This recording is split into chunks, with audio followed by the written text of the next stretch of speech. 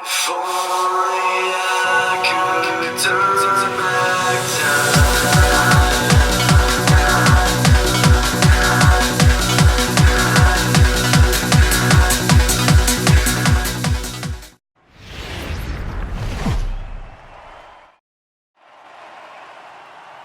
MLB Network is your exclusive home for postseason baseball. It's Game 6 of this year's Fall Classic between the Chicago Cubs and the Baltimore Orioles.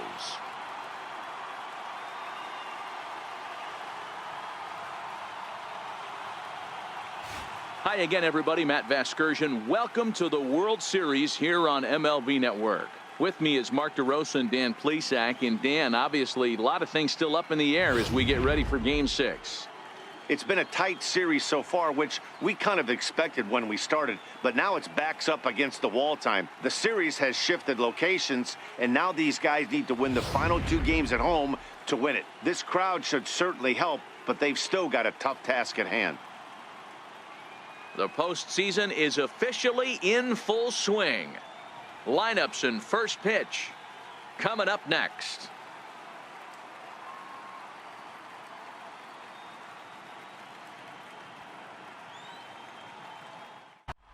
And briefly here, a glance at the 2 starters who'll get the ball here in this one.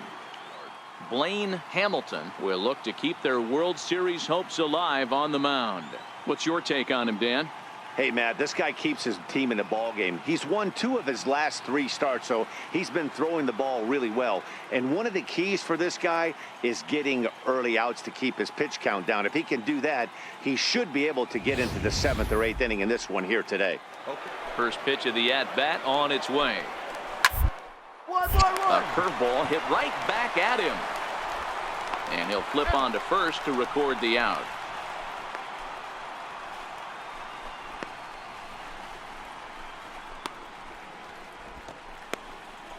You know, D-Row, he is a pitcher's best friend, Clyde Washington.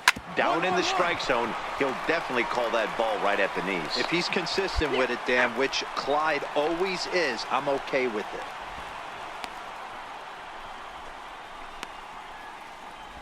it. Into the windup. Here comes the 0-1. Hit out towards second. Travis has it. Throw to first will get him easily, and the side is retired. 3 up, 3 down for the Cubs. And now the O's will get their first crack at it. No score. Just held up, but boy, as a pitcher, you're hoping that he swings at that one. Hit hard towards center. And a base hit. The first of the game for the Cubs. Hold it. So the leadoff man reaches base to start out their half of the 2nd inning. Drill the guy with the next pitch. You have to find a way to rely on your mechanics. And this is going to get down and head for the 333 sign. Hold on to it. Boy, there's a long drive bullet off the wall right there, but the outfielder does a really good job, D-Row. Hoping to send him packing. Pitch on its way. And he struck him out.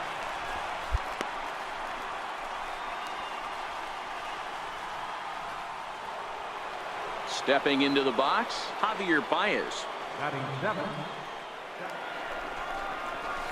Swing, line drive. That's going to be trouble. Relay, hit me, relay. One run will score easily. Here's the second runner around third. And he's in there safely as we're now tied after a pair of runs score on the play. This thing was a double or more the second it left his bat. He really drove it well, and it ended up one hopping the wall out there. And more importantly, he picks up 2 RBI. Here's Jason Hayward now. And he puts it on the ground to second. And he'll whip this one over to first, and he gets his man for the 2nd out. Ready with another 2-2. And the 29th pitch of the inning is swung on and missed, and that'll finally end it. So it's 2 runs on 3 hits, no errors, and a runner left on.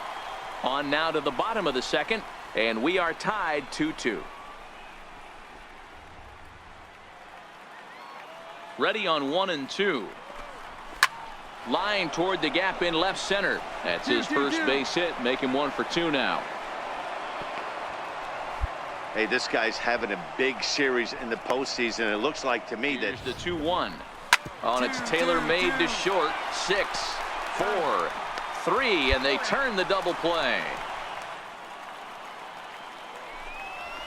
Strike 3 called, and the inning is over. Cubs are down quietly. They still trail here. It's 6-2. Surprise him anymore. And he takes strike 3 called on the fastball. 1 gone. Great spot on that 2-2 fastball. You can't place it on the inside corner any better than that. And as a hitter, there's just not a whole lot you can do with that unless you're looking for it and time it. The 1-2 is a wave and a miss. He struck him out. I think that curveball is a big reason why he's able to turn things around in this start after a rough beginning. It's got some good bite to it. So that tells me he's doing a nice job. Now the payoff pitch home. Grounded back up the middle. Machado has it. Throw in time, and the side is retired. Cubs are down in order. They still trail here. It's 6-2.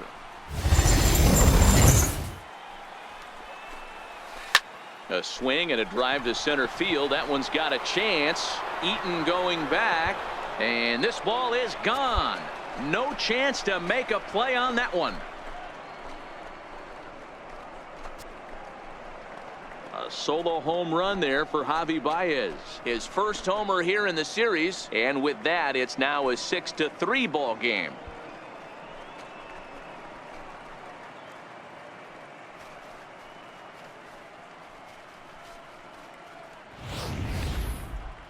Yeah, they have everything to lose in this game, but it's obvious they have zero quitting them.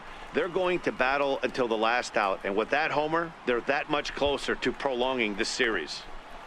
Into the box, Jason Hayward. As he'll swing and send a chopper out to second. Travis is up with it. Throw on to first, so a good comeback there as he gets the first out of the inning. 0-2, but now that they both missed, I think we'll see more of a challenge pitch here. You don't have to give in, but you can't be too cute either. And that's the second out. Down here, want to see how aggressive he gets in the zone. Hit on the ground out to short. Taken in by Machado. Throw on to first gets him, and the side is retired. So 1 run on 1 base hit, the home run. No errors and no one left. Last half of the 5th coming up. It's the Orioles 6 and the Cubbies 3. High in the air out towards shallow right. Soler is there. 1 away.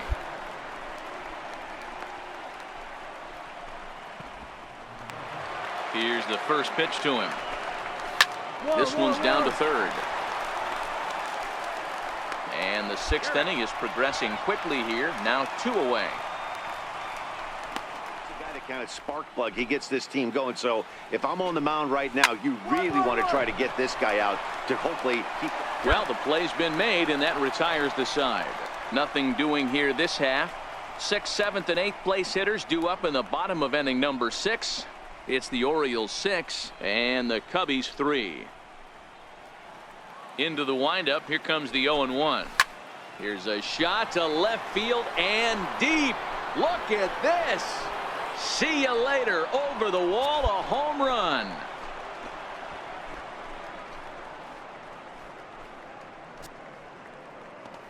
Chris Bryant leaves the yard with a solo shot. His 2nd home run of the series, and they cut the gap here. It's now 6-4.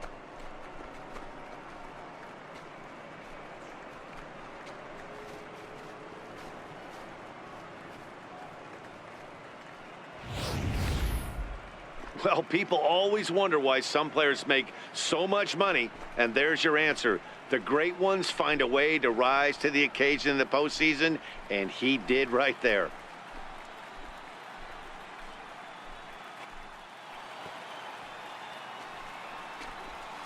Hit on the ground to third. Naquin is right there. On to first, so a good bounce back pitch there as he gets the ground ball for the first out. Well executed two-seamer on the outside corner. Hit out towards second. Played on the backhand. And there's out number 2. And this is not an easy play when you have to range to your right. He really didn't have a chance to get his feet set, so this is all arm. Nicely done. Now a swing and a ball popped in the air back behind short. And Machado will make the catch here, and that ends the inning. So 1 run here on 1 hit, which was the home run. No errors and no one left on base. Get up and stretch here in Baltimore. Baltimore's out in front 6-4. He's been summoned from the bullpen as he'll do so to start the 8th. Kevin Seagrass.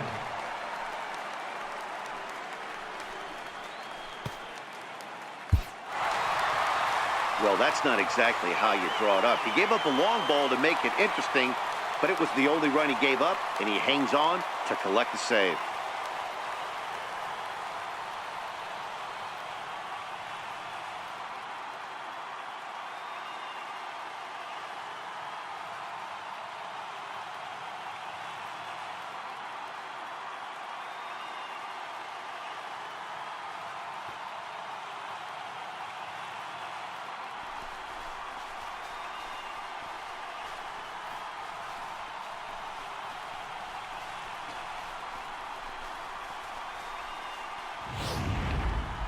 Before we take our leave, time for a look at our final line score here in what turned out to be a close 2-run victory.